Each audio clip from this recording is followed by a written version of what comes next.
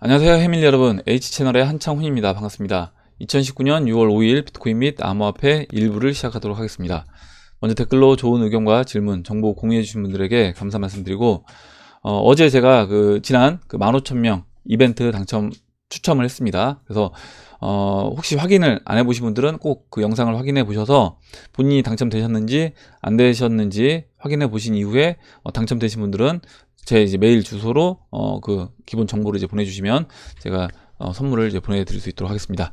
예, 그럼 이제 시작을 해볼게요. 오늘 순서는 비트코인 차트 보고, 그 다음에 도미넌스 시총 차트, 숏 차트, 그 다음에 $1 위안화 이렇게 보고요. 그 다음에 Q&A로 들어가도록 하겠습니다. 예, 그럼 시작을 해볼게요. 먼저 지금 이제 비트코인 차트를 볼 건데, 일단 보시는 것처럼 상승 채널 하단부에서 일단 반등이 나왔습니다. 보시는 것처럼 반등이 나왔고, 202평선, 4시간 봉에서 이 202평선에서 지금 이 상승 채널의 하단부와 만나면서 반등이 나왔다. 여기서 이제 반등이 나와서 추가적으로 다시 이제 올라와 주는지 그 부분을 이제 한번 체크를 해 봐야 될 것 같습니다. 그리고 이 모습을 보니까 제가 이제 지금 이 자리가 지난번에 이 5,600달러를 돌파한 이후에 이 모습이라고 이제 말씀드렸는데, 지금 이때는 채널 하단부까지 안 내려왔잖아요. 근데 지금 채널 하단부까지 내려왔습니다. 그렇다고 하면 지금 이 위치가 이때가 아니라 이제 이때가 될 수 있다라는 거예요. 무슨 얘기냐면요, 이때도 보시면 제가 이때 여러분들한테 이제 5,400달러를 넘어가는 게 중요하다라고 말씀드렸고, 이때도 5,400달러를 돌파한 이후에 5,600 맞고 이런 식으로 계단 하락을 했습니다. 계단식 하락을 했고, 세 차례에 걸쳐서 하락을 해서 채널 하단부를 터치해 줬어요. 터치하고 다시 올라와서 이렇게 반등해 준 이후에 5,400을 넘고, 그 다음에 5,600을 넘어서 다시 채널 상단부를 돌파해서 올라갔습니다. 그렇다고 하면 지금도 이와 같은 이때보다도 이때 5,400 돌파한 이후에 5,600 터치하고 조정받았던 그런 모습으로 진행될 수 있다. 그러면 지금 보시면 지난 직전 고점이었던 8,300 잠깐만요, 내려야 될 것 같아요. 8,340달러 넘어가고 그 이후에 9,000달러 이제 맞고 떨어졌잖아요. 떨어진 이후에 다시 이제 상승해서 이번에 이제 8,340을 넘어가 준다라고 하면, 이번에는 이때처럼 8,340 넘고 바로 다음 고점이었던 9,000까지 넘고 그 이후에 채널 상단부를 맞고 또 이렇게 조정을 받을 수 있다. 그래서 이와 같은 모습으로 진행이 되는지 한번 이제 지켜봐야 될 것 같습니다. 일단은 상승 채널 하단부에서 일단 반등이 나왔다, 이렇게 이제 보시면 될 것 같아요. 그리고 비트코인 차트는 이제 설명을 드렸으니까 이거는 일단 21평선 밑에 있는데, 지금 이와 같은 모습대로 간다라고 하면 21평선 밑에서 이때처럼 며칠 더 시간을 보낼 수 있다. 예, 이렇게 이때 한 4일 정도 21평선 밑에서 시간을 보냈습니다. 그래서 지금도 마찬가지로 이런 식으로 시간을 보내고 상승해줄 수 있다, 이렇게 이제 보시면 될 것 같아요. 다음으로 이제 시총 차트입니다. 시총 차트 또한 마찬가지예요. 시총 차트도 일단 이 모습이 이제 이때로 이제 봐야 될 것 같아요. 그러면 이때로 본다라고 하면 지금 이때도 21평선 밑에서 이렇게 움직여주면서 51평선이 올라올 때까지 시간을 보냈습니다. 그래서 51평선이 만나면서 에너지를 좀 모으고 그 다음에 올라왔어요. 그러면 지금도 이와 같은 모습으로 좀 진행될 확률이 있다, 이렇게 이제 보시면 될 것 같고, 다음으로 도미너스가 좀 약간 유의미한 어떤 움직임이 있었는데, 보시면 일단 도미넌스 차트가요, 52평선을 지금 깨려고 시도 중에 있습니다. 그래서 이제 비트코인 조정을 받으면서 알트코인도 조정을 받긴 했는데, 알트코인들이 회복하는 모습에서 알트코인들이 회복을 좀 더 빨리 해준다라고 하면 비트코인도 추가적으로 상승을 해줍니다. 상승해주는데 비트코인 상승률보다 알트코인들이 추가적으로 더 크게 상승을 해주면서 이 도미넌스 차트를 깨고 내려올 수 있다. 그래서 오늘 이제 도미넌스 종가를 한번 볼 필요가 있을 것 같아요. 이때도 물론 일시적으로 잠깐 깼었는데, 이때와 이때 두 번 깼잖아요. 깼는데 이때는 아래 꼬리를 달고 올라왔습니다. 근데 이번에는 아래 꼬리 달고 올라오는 게 아니라 종가 마감 자체를 50일 이평선 밑에서 해주는지, 만약에 50일 이평선 밑에서 해준다라고 하면 그때는 아래로 이제 밀고 내려갈 수 있지 않을까, 이렇게 봅니다. 예. 다음으로 숏 차트를 볼 건데, 숏 차트는 지금 이렇게 내려왔어요. 21평선 돌파한 이후에 어제 이제 윗꼬리를 길게 달고 음봉으로 일단은 끝났는데 21평선에서 지지를 받고 있는 모습이고요. 그리고 지금 이제 숏을 치는 사람들이 한번 심리를 생각해 보시면 좋을 것 같아요. 무슨 얘기냐면 지금 빠졌습니다. 이렇게 내가 여기서 숏을 쳤어요. 숏을 쳤는데 올라올 때마다 숏을 쳤는데 이렇게 하락을 했어요. 하락을 했으면 일단은 그 단기 이익 실현하고 싶은 욕구가 생깁니다. 그래서 분명히 이제 지금 숏이 물량이 줄어들었다, 이 얘기는 이익 실현을 했다라고 이제 보시면 될 것 같고, 일정 부분 이익 실현을 했고, 이번에 다시 재차 반등을 하게 되면 이때 이제 숏을 쳐서 한번 먹었던 사람들은 또 다시 칠 수밖에 없습니다. 올라올 때. 이거 여러분들이 암호화폐 들고 계신 분들이 암호화폐 단타 칠 때, 내가 예를 들어서 리플을 550원에 매도했다가 500원에 매수했다가 550원에 매도했다가 500원에 매수했다, 이렇게 하다가 보면 550원에 또 도달하게 되면 매도로 손이 나간다는 거죠. 그리고 550원에 매도하고 또 추가적으로 또 상승한다 그러면 또 때리게 됩니다. 그래서 이제 그와 같은 심리와 비슷하다, 이렇게 이제 이해를 해주시면 될 것 같아요. 숏차트 이렇게 보고, 그럼 이제 숏차트는 비트코인이 여기서 추가적으로 상승을 해주면서 숏차트가 다시 증가하는지 한번 이제 보면 될 것 같습니다. 그리고 다음으로 이제 원달러인데, 원달러는 보시는 것처럼 이제 20일 이평선을 이탈한 상태에서, 이렇게 원달러가 20일 이평선을 이탈한 이유는 이제 위안화랑은 약간 달라요. 지금 위안화는 보시는 것처럼 6.9에서 계속 지지를 받고 있고 20일 이평선 올라올 때까지 계속 횡보하고 있는데, 원달러는 깨고 내려왔습니다. 지난번에 코인샴수님이 그 주셨던 뉴스 보면, 우리나라 지금 주식시장 하락이 나왔는데, 지금 단기적으로 미국의 이제 어제 금리 인하를 추가적으로 올해 2번 할 수 있다라고 이야기를 하면서 우리나라 주식시장이 반등을 했어요. 반등을 해주면서 주식시장으로도 돈이 들어오고, 그리고 지금 채권 시장으로도 돈이 몰리면서 일시적으로 저는 이 원달러 차트가 깨지지 않았나. 그렇다고 하면 이제 50일 이평선이 올라오면서 50일 이평선 지지받고 반등해서 올라가 주는지 그 부분을 체크해 주면 될 것 같고요. 일단 큰 그림에서 주봉을 보면 원달러가 일단 이 지금 위치가 여기서 뭐 추가적으로 하락을 해서 한다고 하더라도, 저는 이거는 이미 추세를 돌파한 이후에 눌림목이다, 이렇게 봅니다. 그래서 눌러준다고 하더라도 그 이후에는 이번에 이제 올 경제 위기 상황과 맞물려서 원달러는 저는 이제 원화 약세, 달러 강세로 갈 수밖에 없다, 이렇게 봐요. 시기의 문제이지. 예, 이렇게 보고 다음으로 Q&A로 들어가서 Q&A를 보도록 하겠습니다. 먼저 이제 와사비님이 써주신 내용을 볼게요. 안전한 자금관리 플러스 시총 상위 위주의 분산 안전 투자, 이렇게 해주셨고, 와사비님이 써주신 내용을 보도록 하겠습니다. 그림을 이제 굉장히 재밌게 잘 그려주셨는데, 손대 재미난 게 뭐냐면 코는 또 돼지코더라고요. 코는 돼지코여서 근데 그림을 잘 그리시는 것 같아요. 재밌게 입체적으로 잘 그리시는 것 같습니다. 나후구 음모 이렇게 해주셨고, 일단 와사비님이 써주신 내용을 읽어보도록 하겠습니다. 중장기 암호화폐 투자 초보자들을 위한 건전한 암호화폐 투자 문항 캠페인 해서, 일명 흑우 예방 캠페인. 본인의 여유 자금으로만 투자를 해야 된다. 예, 암호화폐 시장 우상향 확신하더라도 풀 매수는 자제하고 항상 여유 자금이 준비되어 있어야 된다.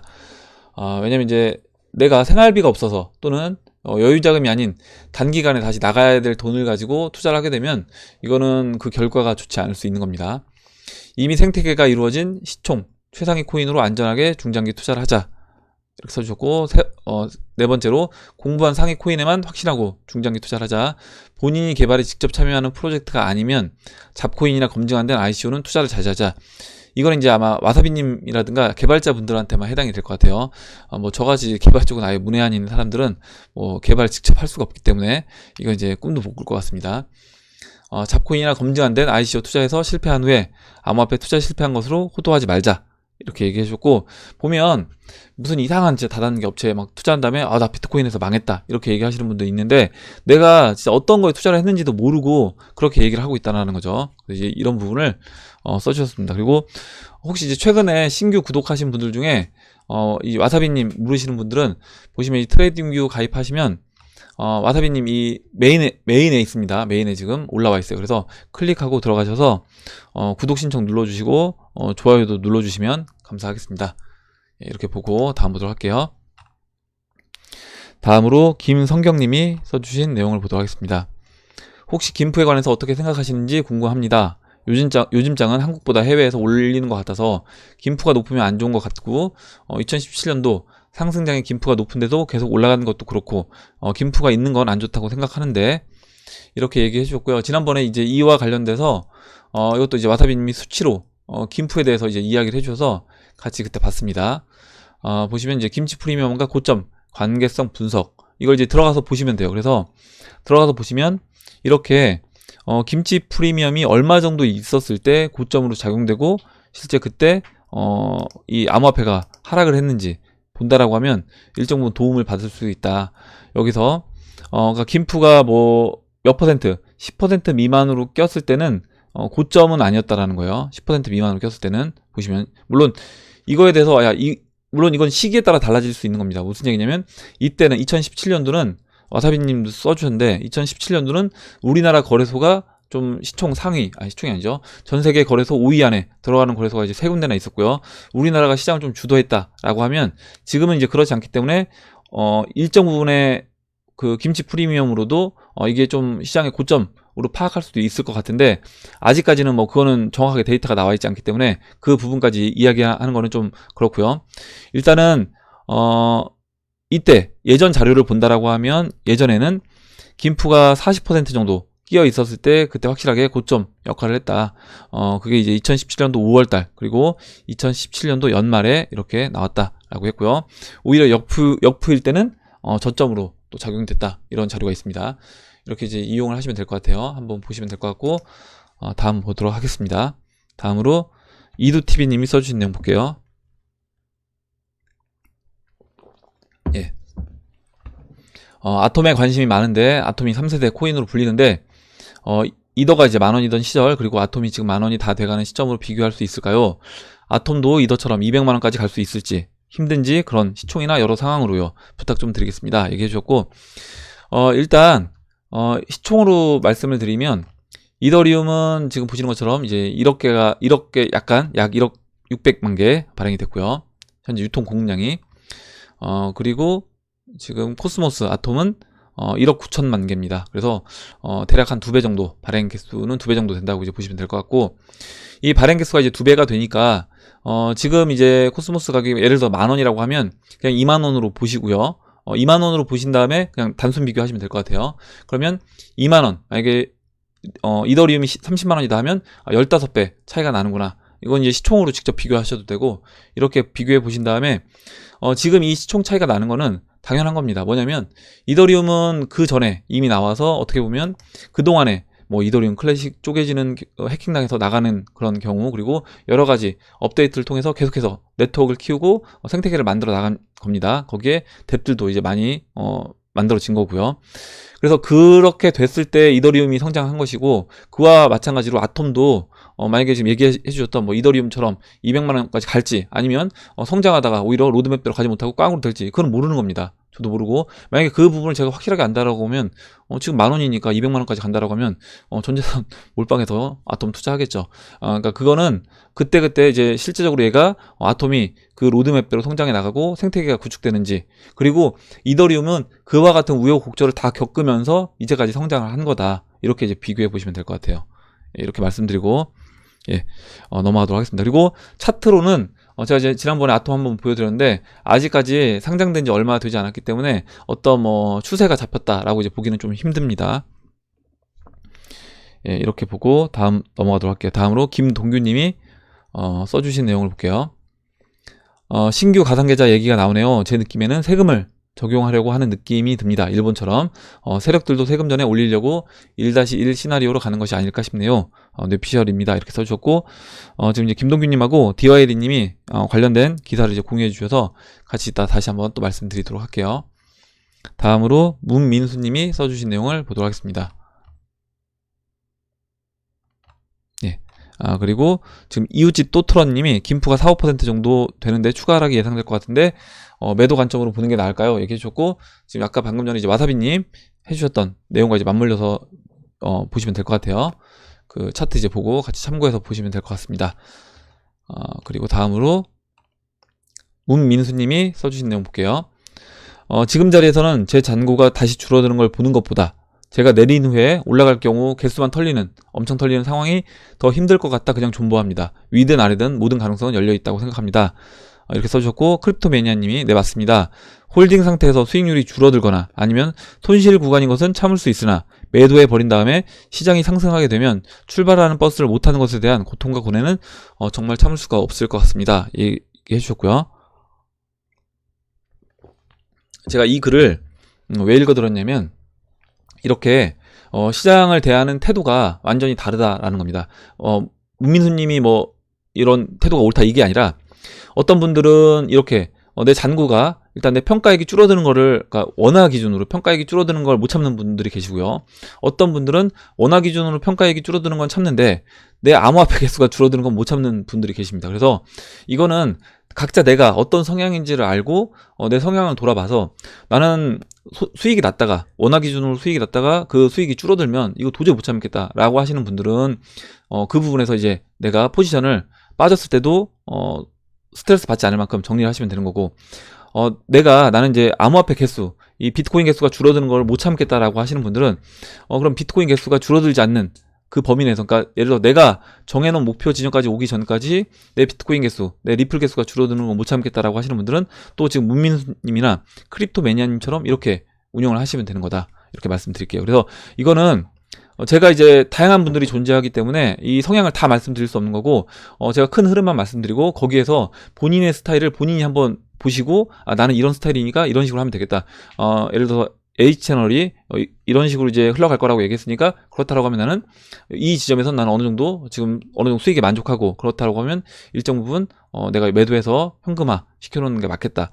아니면 나는 지금 여기서는 추가적으로 올라가면 더 내가 스트레스 받을 것이기 때문에 지금 문민수님이나 크립토 매니아님처럼 나는 좀 더 홀딩해서 가져가는 게 맞겠다, 이렇게 본인들이 결정하시면 되는 겁니다. 이렇게 말씀드리고 다음 보도록 할게요.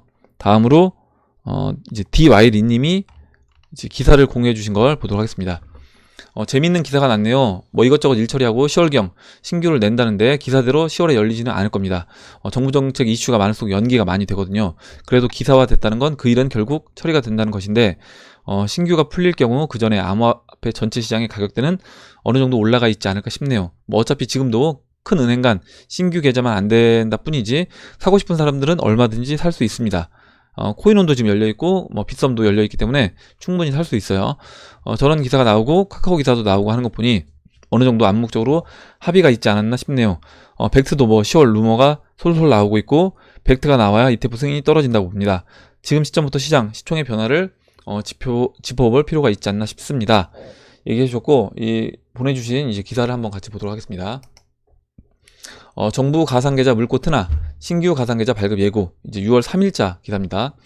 암호화폐 거래소 법자가 이제 급물살을 탔다. 아마 이제 이거 엊그저께 이제 보신 분들 많이 계실 것 같아요. 정부 신규 가상계좌 발급하나, 이렇게 됐고요. 예전에 뭐 정부에서 우리가 은행한테 허용했다, 니들 할 사람들은 해라, 이렇게 얘기를 했다고 했는데, 결국에 이거는 이 기사 내용을 보시면요, 금융위는 법제화 추진 배경에 대해서 명시적 규제로 전환할 필요성이 있어서 법제화를 추진한다고 밝혔다. 암호화폐 관련 법령이 마련되면 이를 취급하는 거래소들은 합법적인 운영 기준을 세울 수 있게 된다. 은행들도 감독기관의 눈치를 보지 않고 적격 거래소에 금융거래를 허용할 수 있다, 이렇게 얘기를 했습니다. 뭐냐면 예전도 뭐 금융위원회에서 우리가 니들 하래도 해라, 이렇게 얘기했다라는 거예요. 근데 눈치를 계속 줬다는 거죠. 눈치를 주니까 은행들이 괜히 이거 허용해서 풀어줬다가 금융위원회 제재를 받는다거나, 아니면 금융위원회에서 뭐 감독 나와서 니들 뭐 이렇게 감독을 한다라고 하면 그 부분에서 은행들은 눈치를 볼 수밖에 없는 입장이었고, 당연히 은행이 그 부분에서 허용을 해주지 않았던 겁니다.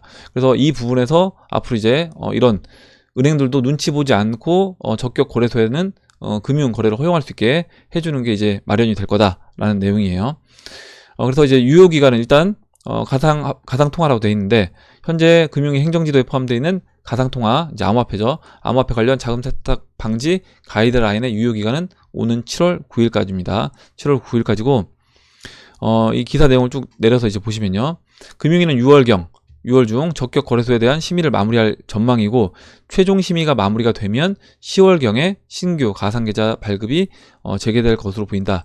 그리고 국내 거래소 관계자는 신규 가상 계좌 발급을 위해 금융위 심의 결과를 기다리고 있다며, 지난해 거래소에 대한 신규 가상 발급이 한 차례 막힌 이후 1년이 지난 시점에서 이제 긍정적인 결과가 예상된다라고 말했습니다. 그래서 아마 이제 이게 풀리면 그때 카카오톡을 이용해서, 뭐 카카오뱅크를 이용해서 우리가 지난번에 이렇게 신규 계좌 풀려서 이렇게 쉽게 이 암호화폐 시장으로 들어올 수 있게끔 만들었잖아요. 그런 시장이 다시 열릴 수 있다라고 봅니다.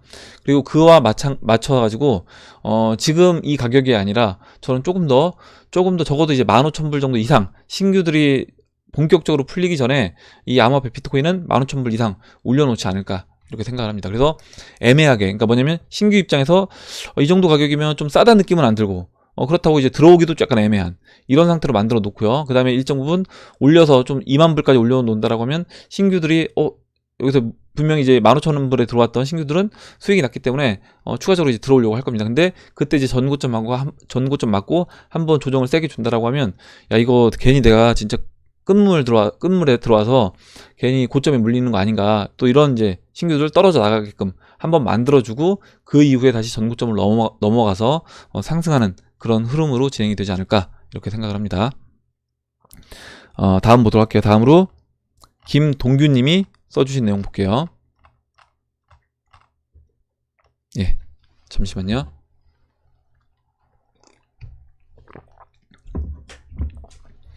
떨어지니 뭔가 아쉬운 느낌은 들지만 그래도 괜찮습니다. 깊은 조정은 없을 듯 하지만 저는 지금 떨어질 때 평소 눈여겨보았던 코인에 들어갑니다. 개수도 늘자.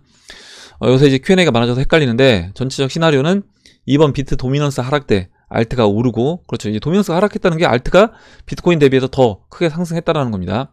다시 오른 알트로 비트를 매집하고, 맞습니다. 채널 중반쯤에 수익을 내고 홀딩 물량은 놔두고, 그렇죠, 홀딩 물량은 알트코인들 최소 홀딩 물량 놔두는 겁니다.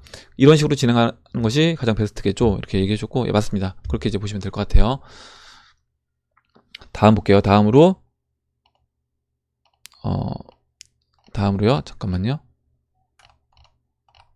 다음으로 예, 잠깐만요. 예, 김동석님이 써주신 내용을 보도록 하겠습니다.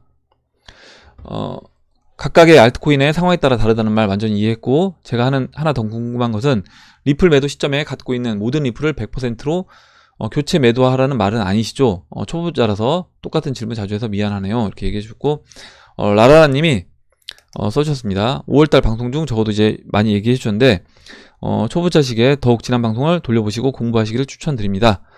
투자 리딩이 아니라 다 같이 성장해서 스스로 안정적으로 성투할 수 있는 역량을 갖추길 원하십니다. 이렇게 얘기해 주셨습니다. 그래서 예, 맞아요. 그러니까 제가 뭐냐면, 그러니까 이거는 여러분들이 정하실 수 있는 거예요. 그러니까 저 같은 경우는 비트, 이더, 리플은 최소한의 홀딩 물량을 항상 둡니다.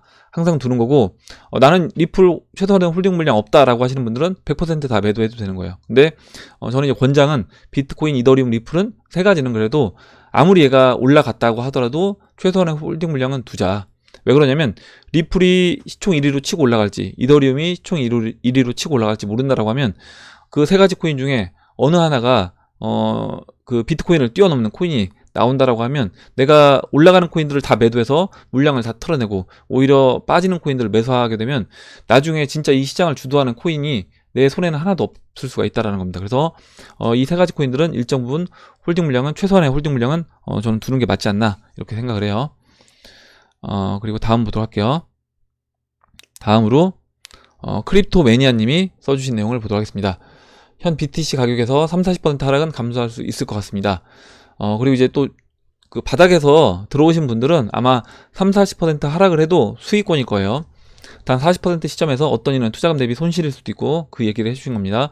일찍 진입한 이들에게는 그래도 여전히 수익 구간일 수 있습니다.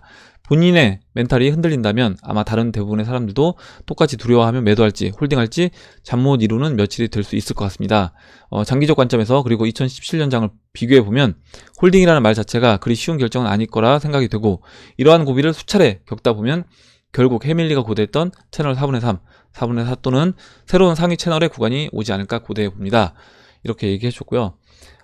보면 그 상승장의 채널 상단부까지 가는 것이 이게 뭐 별거 아닌 것처럼 보일 수 있습니다.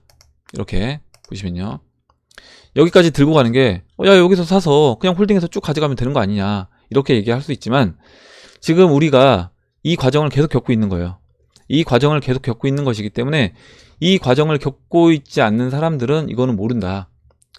이거를 직접 겪고 이 상황에서 실시간으로 이 상황을 겪고 있는 사람들은 이 30% 조정이 굉장히 두려울 수 있는 겁니다. 근데 지나고 나서 보면 이거 별거 아니잖아. 이거 여기서 조정받고 어차피 20주 이평선도 안 깨고 계속 올라왔는데 여기서 뭐하러 쫄아서 터냐 이렇게 얘기할 수 있어요. 나중에 보면. 근데 실제 그 상황에 있는 사람들은 그렇지 않다라는 거예요. 그래서 우리가 그거를 극복해내야지 이 4분의 3, 뭐 적어도 4분의 4까지 이 수익을 먹을 수 있다. 그리고 이 중간중간에 나는 모든 수익을 먹어보겠다 라고 하는 분들은 해보시면 되는 겁니다. 난 여기서 자르고 여기서 매수하고 자르고 매수하고 자르고 매수하고 이게 가능한 분들은 해보시면 되는 거예요. 그래서 이거는 이게 되면 이제 저는 신의 영역이고 이걸 다 먹을 수 있다라고 하면 저는 뭐 워렌 버핏이 안 부러울 것 같습니다. 예, 이렇게 보고 이제 저는 이제 이 능력이 안 되기 때문에 어떻게 보면 이거를 쭉 홀딩해서 가져가고 제가 봤을 때 이때는 한번 잘라줘도 어느 정도 이것도 다 자르는 것도 아니고 뭐 적어도 한 반 정도만 뭐 알트코인들 홀딩 최소 홀딩 물량을 제외하고 알트코인을 비트코인하고 현금화하는 게 맞다라고 보는 그 자리가 전고점 자리가 되는 거예요. 저 같은 경우는 이제 그렇게 보시면 될 것 같습니다. 다음부터 할게요. 다음으로요. 지금 크립토 매니아님 했고요. 이제 비유님이 써주신 내용을 볼게요. 비유님이 이제 글을 길게 써주셨는데 일단 다 읽진 않고 중간부터 읽어보도록 하겠습니다.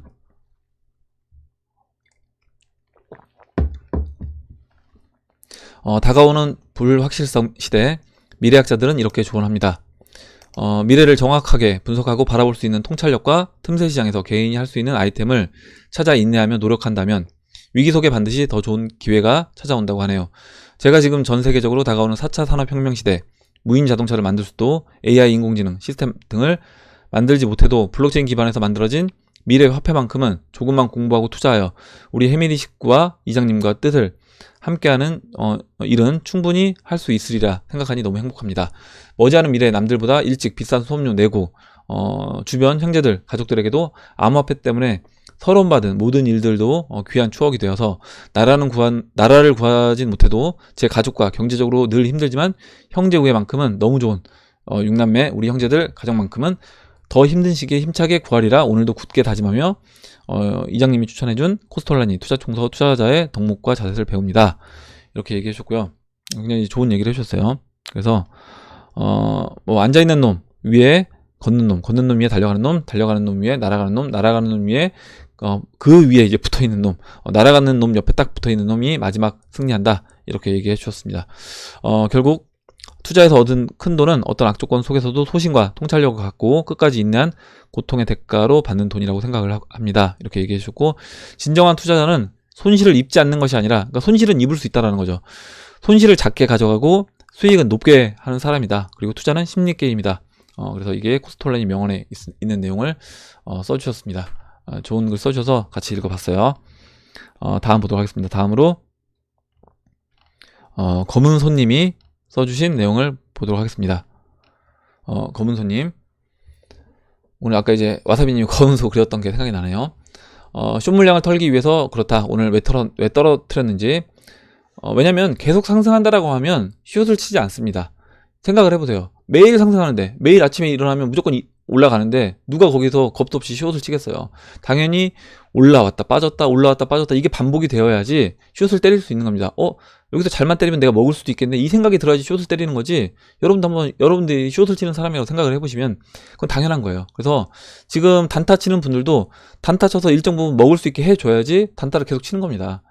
이거 쳐서 550원에 쳐서 500원에 매수하면 480원에 매수하면 나 이거 10% 넘는 수익인데, 그리고 야 처음에는 10%만 했더니 내 수익의 이제 전체 금액의 1%인데 야 그럼 50% 하면 이제 5%고 아예 100% 다 리플을 때리면 내가 10% 수익을 챙길 수 있네, 이 마음이 들게끔 만드는 겁니다. 그래서 결국 이제 올라갈 때마다 많은 물량을 털어내게끔 지금 그 작업을 하고 있는 거다. 이렇게 이제 보시면 돼요. 큰 폭으로 보이는 하락에 친한 친구도 일봉을 보며 손절하고 다음 올라탈 타이밍을 본다는데 저는 그게 더 힘들어서요. 같이 일하는 후배는 카톡방에서 추천해주면 그거 사고 주인장이 매도 타이밍 안 가르쳐준다고 불안해하고 저도 혹시나 하는 마음에 뭐지? 많이 떨어졌나? 왜 떨어지나? 했습니다. 그래서 도미넌스며 시총이며 잠깐 봤는데 한쌤이나 와사비님이나 말씀하신 도미넌스 하락 시작, 시총 중간 지점 아직 시작도 안 했더군요. 맞습니다. 아직 시작도 안 한 거죠.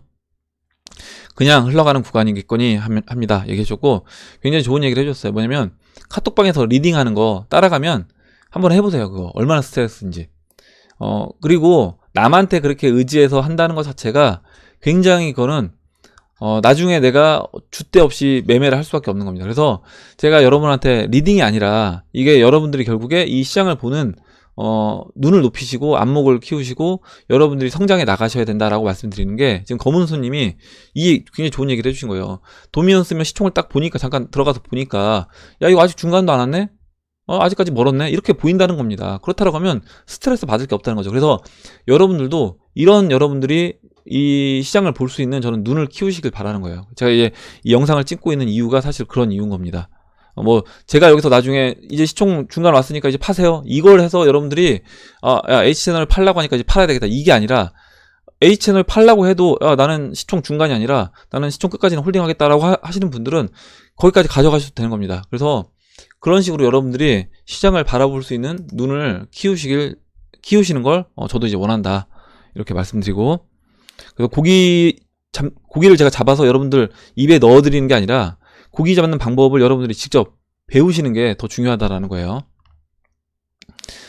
그리고 이제 크르릉님이 오늘 하루도 해밀리 렛미고 틱택톡, 오늘 이게 이제 노래더라고요. 제가 몰랐는데 오늘도 술로 밤을 채우고 저 가로등 불이 흔들거려도 자꾸 네가 생각나, 추억이 지워지지가 않아, 이렇게 노래 가사를 써주셨습니다. 랩을. 그래서 아마 이 해밀리가 이제 크르릉님이 느끼시기에는 이 약간 그 래퍼가 했던 이런 그런 음원으로 이제 들리셨나봐요. 랩으로. 예, 그래서 이제 이야기를 해봤고요. 계속 이걸 써주시더라고요. 밀고 계시더라고요. 근데 딱 읽어보니까 저도 약간 그렇게 꽂히더라고요, 그게.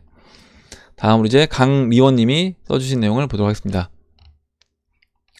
강리원님이 2018년도 4월에 이 시장에 들어와 수익이 많이 났는데 코인 사는 것만 배워서 팔 줄을 몰라. 시드가 마이너스 파는 것을 알았을 때는 시드가 0으로 되는 줄 알고 겁나서 팔고, 정부에서 작년에 업비트 사건 터졌을 때는 이 시장 망하는 줄 알고 또 코인을 손해보고 다 팔았대요. 그래서 처음에 알려준 지인이 사는 것만 알려주고 파는 거를 안 알려줘서 정말 속상했다. 그래서 아마 이런 분들이 꽤 있을 것 같습니다. 뭐냐면 막 이제 암호화폐 시장 올라간다고 하니까 어떻게 살 줄도 몰라서 아는 지인이 살 줄 아니까, 야, 그분한테 돈 맡겨서 내 거 좀 사줘, 이렇게 해서 사고, 그리고 이제 샀는데 그분한테 돈은 받았어요. 계정은 받았는데 계정 받은 이후에 팔 줄을 모르는 거예요. 그래서 팔 줄을 모르고 언제 팔아야 될 줄도 모르고 그냥 계속 홀딩하다가 손해보고, 이런 분들도 꽤 많이 계실 수 있다. 그래서 이제 지금 이 시장에 여러분들이 돈을 이제 넣으셨잖아요. 그리고 지금 돈이 얼마 안 되는 돈일 수 있어도 이제 나중에 시장이 올라가게 되면 굉장히 큰 돈이 될 수 있는 겁니다. 그러면 당연히 여러분들이 공부를 충분히 하셔야 된다. 이 시장에 대해서 매도하는 거, 그리고 차트 보는 것도 나 차트 볼 줄 몰라, 이게 아니라 제가 아까 말씀드렸지만 그냥 큰 그림에서, 단기 매매 하시는 게 아니잖아요. 이게 우리가 단기 매매 하는 게 아니기 때문에 큰 그림에서 어떤 식으로 시장이 흘러가고 있는지, 그런 흐름만 여러분들이 보실 수 있는 그 정도 눈만, 그 정도 차트를 볼 수 있는 전 눈만 키우셔도 충분히 된다, 이렇게 봅니다. 예, 그리고 이제 우연히 검색하다 이제 부의 분수 통해서 구독을 하시게 됐다라고 얘기해 주셨고요. 나중에 이거는 부의 분수는 제가 이어서 지금 이제 못하고 있는데, 나중에 좀 상승돼서 제가 이 암호화폐 관련된 영상을 하루에 하나 정도 올린다라고 하면, 그때는 이제 경제 관련된 거나 부의 분수 예전에 자기 개발적으로 또 진행을 하도록 하겠습니다. 다음으로 사무엘 님이 써주신 내용 보도록 할게요. 네, 잠시만요.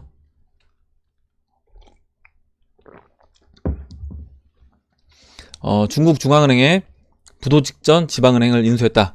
50위권 은행이라고 하더라고요. 위안화의 분기 임박. 그리고 이제 유튜브 이제 영상을 올려주셨고요. 영상을 한번 봤습니다. 받고 이제 이 영상 올려주신 거 보니까, 이 영상 올려주신 이 박훈탁 TV, 이분이 올려주신 이 기사가 지난번에 우리 봤던 기사 내용이더라고요. 그때 이제 중국 안방보험 이어 이번엔 중소은행 경영권을 중국 정부에서 인민은행이 접수를 했다. 그래서 이거는 결국에 이제 금융 리스크가 커졌다라는 겁니다. 그러니까 망해야 될 기업들을 망하게 내비둬야 되는데 이거를 돈을 찍어내서 그냥 살리는 거예요. 결국에 이거는 뭐냐면 인공호흡기 되고 그냥 살리는 것밖에 안 된다. 언젠가 이 부실이 실제적으로 총체적인 부실이 드러나서 나왔을 때는 그건 이제 막지 못하게 될 거다, 이렇게 봅니다. 그리고 저희 이거 설명드릴 때 그때 보시면 중국의 이렇게 부자들, 샤오제나 밍텐그룹 창업자 체포됐다고 했죠. 18년 징역형 받았대요. 그리고 또 안방보험 창업자, 이 사람도 이제 또 징역 살고 체포되고 실종되고 막 합니다. 여러분들이 한번 중국 부자라고 생각을 해보세요. 중국에 돈을 놓고 사업을 계속 하고 싶으실지 한번 생각해 보면, 내가 중국 부자인데 이거 시진핑 이 정권, 공산당 정권이 언제든지 내가 이렇게 일궈낸 기업을 망하게 만들고 나를 체포하고 징역 20년 살게 만들고 이렇게 한다고 하면 당연히 내가 중국에 있고 싶지 않을 겁니다. 당연히 뭐 이민을 가거나 아니면 재산을 최대한 해외로 빼돌리고, 나는 어찌됐든 뭐 중국에서 사업을 한다고 하더라도 내 가족들에도 해외로 일단 피신을 시켜놓고요. 그리고 돈도 재산도 해외 부동산이라든가 뭐 금이라든가 아니면 뭐 비트코인이라든가 이런 식으로 최대한 돌려놓으려고 할 거라는 겁니다. 그러면 이런 걸 중국 부자들이 이런 느낌을 갖고 있다라고 하면, 지금 이제 아까 보여드렸던 그 위안화 차트, 이 7위안을 넘어가게 되면 이때는 이제 본격적으로 이런 러시가 저는 일어날 수밖에 없다라고 보고 있고, 거기에 더해서 제가 여기 이제 박분탁 TV에 나왔는데, 뱅크 오브 아메리카 메릴린치는 중국 중앙은행이 예금 인출 사태를 막기 위해서, 그러니까 뱅크런이죠. 뱅크런을 막기 위해서 유동성을 주입하는 겁니다. 지금 망하는 어떤 은행에, 포상은행에다가 망하는 은행에다 돈을 집어넣어요. 그래서 동시에 위안화 평가절하를 막아야 되는 약간 모순적인 상황인 거죠. 뭐냐면, 이 모순적인 상황이라는 게 뭐냐면 이런 겁니다. 망하는 기업들이 있어서 돈을 풀어내야 돼요. 위안화를 막 찍어내서 망하는 기업들 망하지 않게끔 돈을 공급을 해줘야 되는 겁니다. 거기다 또 지금 중국 내 기업들만 또 해줘야 돼요. 베네수엘라도 돈 빌려줘야 되죠.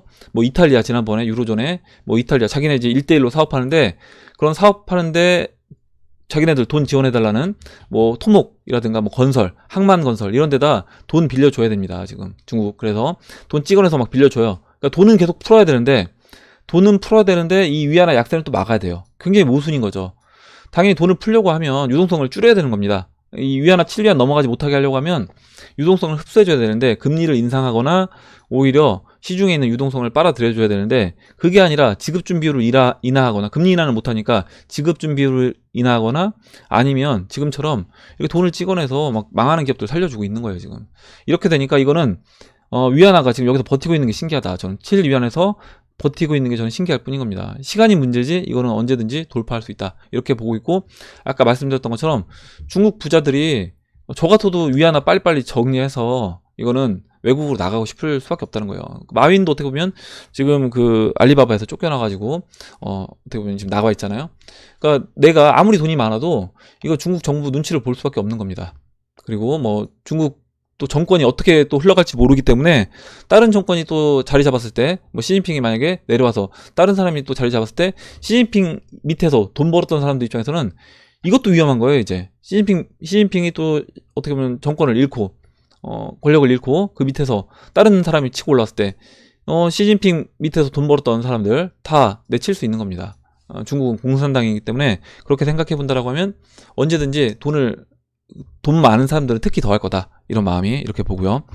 한국은행의 기준금리에 대한 방향, 금리 인하 우세라는 전망에 대한 동영상인데, 금리 인하는 저는 할 수밖에 없다. 우리나라도 마찬가지로. 이제 어제 새벽에 이제 미국이 많이 올랐습니다. 그래서 이 관련된 기사를 올려주셨어요.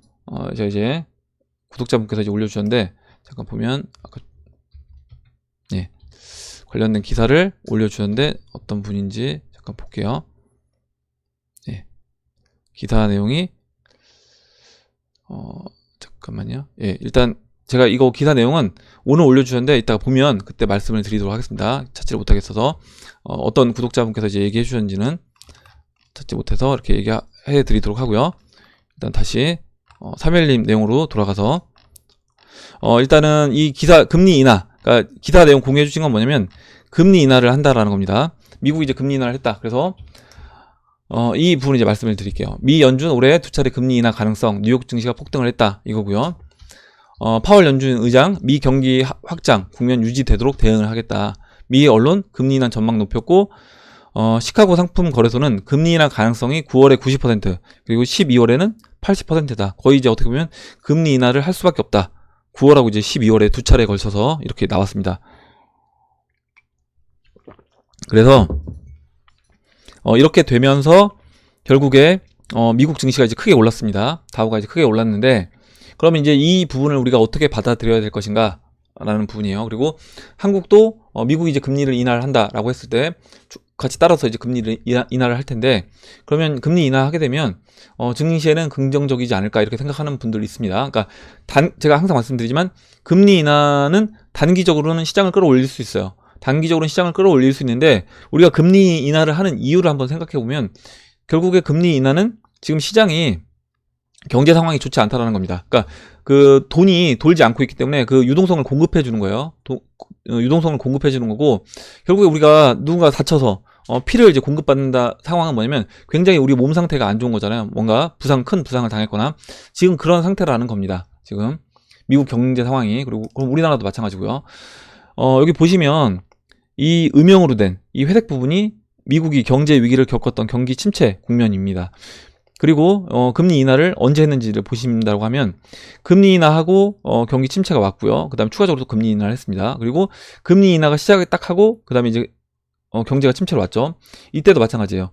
금리 인하를 딱 하고 2007년도에 금리 인하를 하고 이렇게 보시는 것처럼 2007년도 말에 금리 인하를 하고 2008년도부터 경기 침체 국면으로 들어갔다.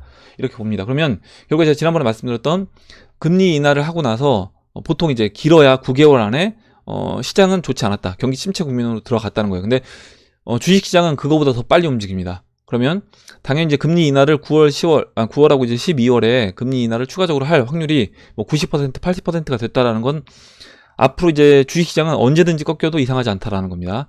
주식시장은 언제든지 꺾여서 아래로 슈팅이 나와도 이상하지 않다. 저는 이렇게 봐요. 그래서 이제 그렇게 이제 보시면 될 것 같고, 우리나라도 마찬가지다. 이렇게 봅니다. 다음으로 잭 오븐트님이 금융위기 상황으로 인해 암호화폐의 과도한 오버슈팅으로 서킷 브레이커가 가능성에 대해서 어떻게 생각하시나요?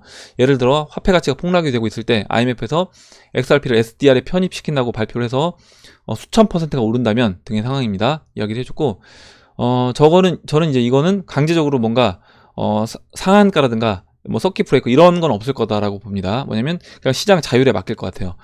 지금 실제로 뭐 거래소에서 가끔 굉장히 왜곡된 뭐 비트코인이 갑자기 뭐 1억에 체결된다거나, 아니면 비트코인이 말도 안 되는 싼 가격에 뭐 100만 원에 체결된다거나, 아니면 리플이 뭐 막 100만 원에 체결된다거나, 뭐 이더리움이 얼마에 이런 식으로 굉장히 어떤 왜곡된 그런 거래소가 가끔씩 나옵니다.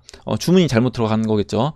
그렇게 나오는데, 그렇게 됐을 때 그런 왜곡된 현상은 바로바로 시장이 잡아줘요. 왜 그러냐면 이거를 누군가는 너무 비싸다고 생각되고, 당연히 그 비싸다고 생각이 되면 그쪽으로 거래소로 돈을 옮겨서 XRP를 옮기든 비트를 옮기든 이더를 옮겨서 매도를 하고 누군가 다른 시장에서 매수를 합니다. 그래서 이거는 시장 자율에 맡기고, 시장 자율에서 시장이 알아서 이건 전 조절을 할 거다. 이렇게 봅니다.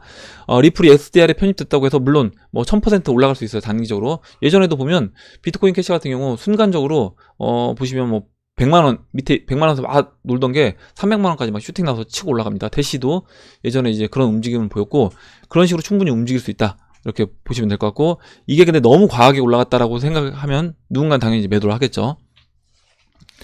예, 이렇게 이제 보시면 될 것 같아요. 다음으로 이제 김재홍님이 써주신 내용을 보도록 하겠습니다.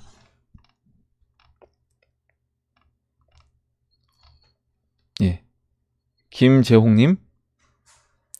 예, 김재홍님이 잠깐만요, 지나갔나봐요. 김재홍님이 써주신 내용 볼게요. 항상 하시는 말씀이지만 어차피 오를 거 더 빨리 먹으려고 더 큰 위험을 무릅쓰는 게 얼마나 어리석은지 점점 깨닫고 있습니다. 그걸 깨닫기 위해 많은 돈을 잃었지만 아깝다고 생각하기보단 앞으로 더 큰 자산을 운용할 때 더 큰 손해를 보지 않기에 값진 경험을 했다고 마음가짐을 가지고 있습니다. 얘기를 해줬고, 한번 여러분들 이렇게 생각해보면 될 것 같아요. 우리는 사실 뭐 얼마 큰 돈 아닙니다. 개인들은. 근데 비트코인 뭐 몇만 개씩 들고 있는 고래들, 뭐 리플 뭐 몇만 개, 몇십만 개씩 갖고 있는 고래들 보면 이 사람들이 진짜 이거 물량 털어내는 건 일이라는 거죠. 그리고 이 사람들은 이렇게 지금 뭐 이런 10% 조정, 예전에 2만 달러 올라갔다가 지금 3,000불까지 빠진 이 하락에서도 정리를 안 했어요. 그럼 그 사람들은 도대체 어떤 상황에서 이제 내가 이거를 정리할 것인가 한번 생각을 해보시고요. 그리고 대기업 오너들, 그러니까 주식시장에서 가장 돈을 많이 번 사람이 누군가 한번 생각을 해보시면 대기업의 오너들입니다. 거기에서 그러니까 대기업 어떤 주식을 가지고 단타를 쳐서 돈을 번 개인 투자자들이 아니라 대기업 오너처럼 아니면 그 대기업 오너의 자식들, 일정 부분 주식이 쌀 때 아버지한테 증여를 받아서 그거를 쭉 홀딩해서 가져갔던, 그리고 그 기업이 성장하면서 그 자산을 늘린 그 대기업의 뭐 자녀들, 이런 사람들이 큰 돈을 벌었지, 여기서 단타 쳐서 큰 돈 번 사람들은 물론 있지만 굉장히 극소수, 거의 이제 0.1% 시장에서, 이렇게 이제 보시면 될 것 같아요. 그러면 당연히 우리가 어떤 방법으로 해야 되는 거냐. 당연히 부자들이 하는 방법을 써야 되는 겁니다. 부자들이 하는 방법. 그리고 진짜 암호화폐로 돈을 큰 돈을 번 사람들이 어떤 식으로 했는지 그 부분을 한번 생각해 보시면 될 것 같아요. 다음으로 이제 라라라님이 BTC 차트를 일봉으로 볼 때 21선은 깰 때가 여러 날 있어 차트 초보로서 보기 힘든데 31선은 아래에서 저항받거나 오르면서 지지받으며 잘 지내왔네요.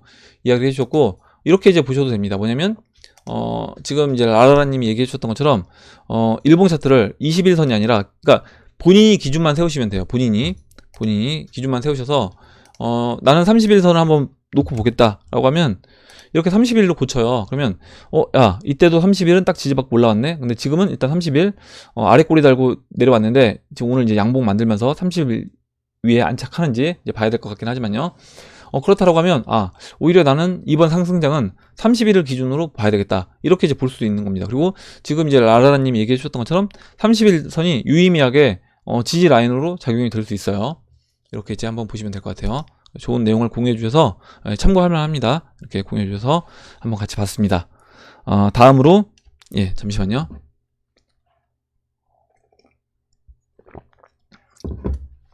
이기문님이 얘기해 주셨고, 업비트 차트를 보면 달러 차트와 달리 원화 차트에선 채널 하단부가 이탈하기 전인데 하락 기준을 달러 차트 기준으로 봐야 하나요? 그러니까 저는 이제 달러 기준으로 보고 있고요. 차트를 보실 때 여러분들이 하나를 그래도 이제 기준을 놓고 그 기준을 놓고 보시면 될 것 같아요. 그러니까 지난번에도 도미넌스 차트를 뭐 트레이딩 뷰에서 봐야 되느냐, 아니면 코인마켓캡에서 봐야 되느냐 이렇게 물어보셨잖아요. 그래서 그것도 여러분이 나는 기준을 이걸로 보겠다라고 하시면 이제 그걸로 보시면 되고, 저는 이제 암호화폐는 글로벌로 이제 묶여있기 때문에 되도록이면 원화 차트보다는 달러 차트가 그래도 좀 더 낫지 않나 이렇게 봅니다. 다음 볼게요. 다음으로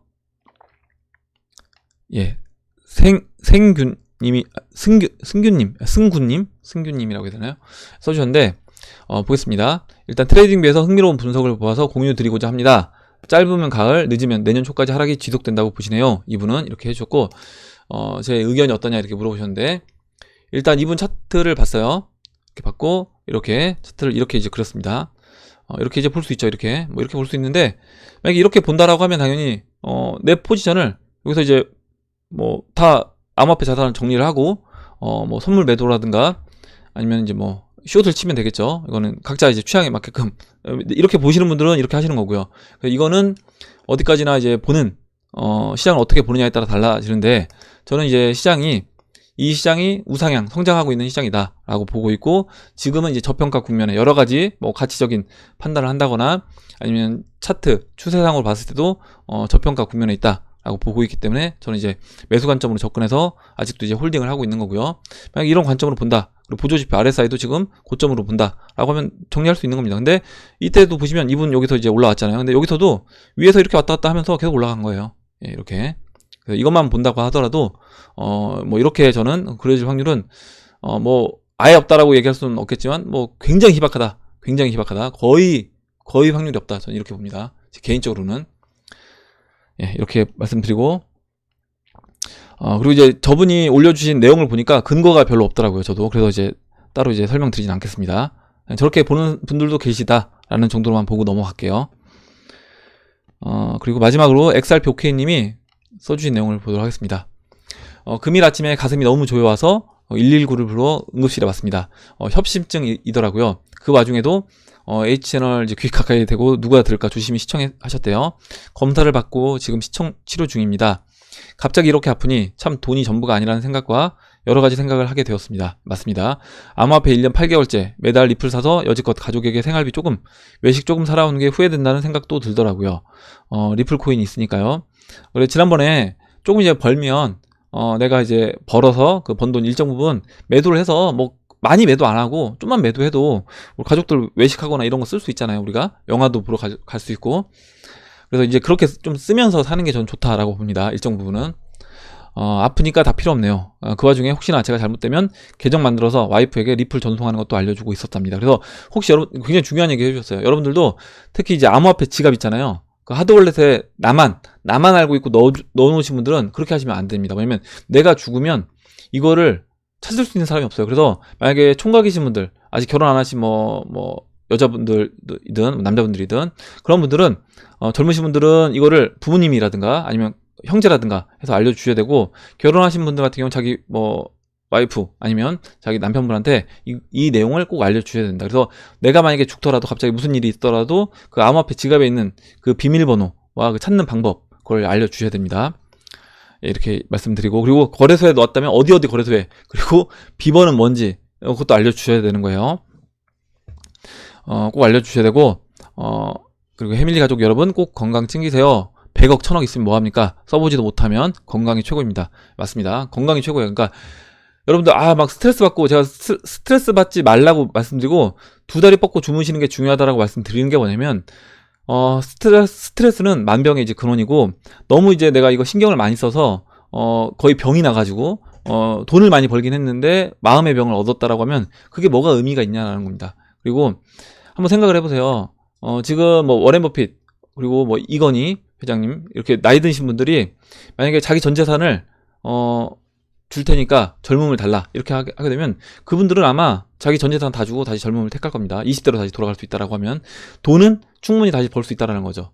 그래서 우리가 내가 내일도 죽을 수 있는 거고, 뭐 언제 죽을지 모르는 것이기 때문에 당연히 건강이 가장 중요하고, 건강이 잃으면 아무것도 소용없다. 돈 뭐 100억이든 1000억이든 조이든 소용없습니다. 제가 이제 물론 직접 아는 분은 아닌데 이제 암호화폐 통해서 이제 알게 된 분인데, 재산이 굉장히 많아요. 재산이 굉장히 많은데 거의 이제 조 단위까지 됩니다. 조 단위까지 되는데, 그분이 이제 좀 남은 여생을 좀 편하게 이제 보내시려고, 그리고 그 전까지 돈도 아끼면서 쓰셨는데 10억짜리 팬텀도 사시고 이렇게 하셨대요. 근데 갑자기 이제 암에 걸리신 겁니다. 췌장암에 걸려서 거의 이제 한 달 만에, 그 암 진단받고 한 달 만에 돌아가셨어요. 그러면 이게 무슨 의미가 있어요, 인생이. 그래서 항상 스트레스 받지 마시고 행복하게 편안한 마음으로, 매매를 하시더라도 편안한 마음으로 하시기를 저는 이제 말씀을 드리겠습니다. 그럼 오늘 여기까지 하도록 할게요. 여기까지 하도록 하고, 오늘 나온 얘기들 중에 여러분들 뭐 궁금하신 거, 그리고 또 의견, 같이 이야기해보고 싶은 정보 있으시면 정보를 공유해주시면 같이 이야기해보는 시간을 가져보도록 하겠습니다. 그럼 이상으로 영상을 마치도록 하고, 영상이 도움이 되셨다면 좋아요와 구독 버튼 그리고 알림종 버튼을 눌러주세요. 시청해주신 해밀리 여러분, 댓글 달아주신 해밀리 여러분 감사합니다.